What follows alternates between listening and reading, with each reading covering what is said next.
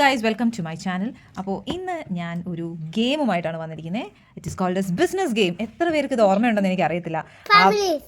പണ്ട് നമ്മൾ ചെറുതിലെ കളിക്കുന്ന ഗെയിമാണത്, business game. It's a game of buying, selling, trading and mortgaging of property. അപ്പോൾ ഈ ഒരു പാക്കിനകത്ത് 5 എണ്ണം ഉണ്ട്. It is 5 in 1. സോ അപ്പോൾ എന്തൊക്കെയാണെന്ന് നമുക്കൊന്ന് നോക്കാം. സോ ഇതിനകത്ത് ഇൻസ്ട്രക്ഷൻസ് ഒക്കെ കൊടുത്തിട്ടുണ്ട്, ഓരോ ഗെയിം എങ്ങനെയാണ് കളിക്കേണ്ടതെന്നൊക്കെ. സോ അതൊക്കെ നമുക്ക് ലേറ്റർ നോക്കാം. സോ ഇത് കാണുമ്പോൾ തന്നെ നിങ്ങൾക്കറിയാം, ബിസിനസ് ഗെയിമിൻ്റെ കൂടെ 5 in 1 എന്ന് പറയുമ്പോൾ യു ഹാവ് ലൂഡോ. നമ്മളിപ്പോൾ ഓൺലൈൻ കളിക്കുന്ന പോലത്തെ ഒരു സുഖമൊന്നുമല്ല.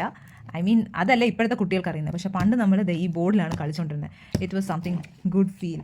എല്ലാവരും ഡ്യൂറിങ് വെക്കേഷൻ ടൈമിൽ നമ്മൾ കളിക്കാൻ. This is a new game. I don't know, it's a car rally എന്നാണ് അതിൻ്റെ ഇൻസ്ട്രക്ഷൻ നോക്കിയിട്ട് നമുക്ക് നോക്കാം. And this is cricket. ഇതും എനിക്കൊരു പുതുമയാണ്. ബട്ട് ദിസ് എവ്രിബഡി നോസ് അല്ലേ, സ്നേക്ക് ആൻഡ് ലാഡർ. ഇതെന്തായാലും കളിക്കാം. ആൻഡ് ഇത് നമ്മുടെ ചൈൽഡ്ഹുഡ് ഡേയ്സിലുള്ള ഗെയിമാണ്, ബിസിനസ് ഗെയിം. സോ ഇതൊക്കെ ഇത് കാണുമ്പോൾ എനിക്ക് മൈ ചൈൽഡ്ഹുഡ് അതൊക്കെ ഓർമ്മ വരുന്നു. ഞങ്ങൾ കസിൻസ് എല്ലാവരും കൂടെ പോയി. നമ്മുടെ കയ്യിൽ ബിസിനസ് ഗെയിം ഇല്ലായിരുന്നു, നമ്മുടെ ഒരു ഫ്രണ്ടിൻ്റെ കയ്യിൽ നിന്ന് ഞങ്ങൾ മേടിച്ചുകൊണ്ട് വന്നിട്ട് വിൽ ബി പ്ലേയിങ്.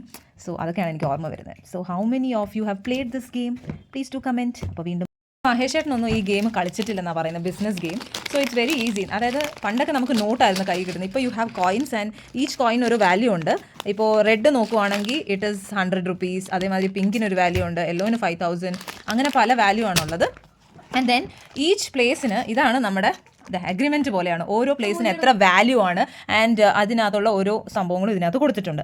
ആൻഡ് ഇവിടെ ഒരു നമ്മൾ വീട് വേണമെങ്കിൽ വീട് വെക്കാം, അതിന് വേണ്ടിയിട്ടുള്ള സംഭവങ്ങളാണ് ഇതൊക്കെ ഉള്ളത്.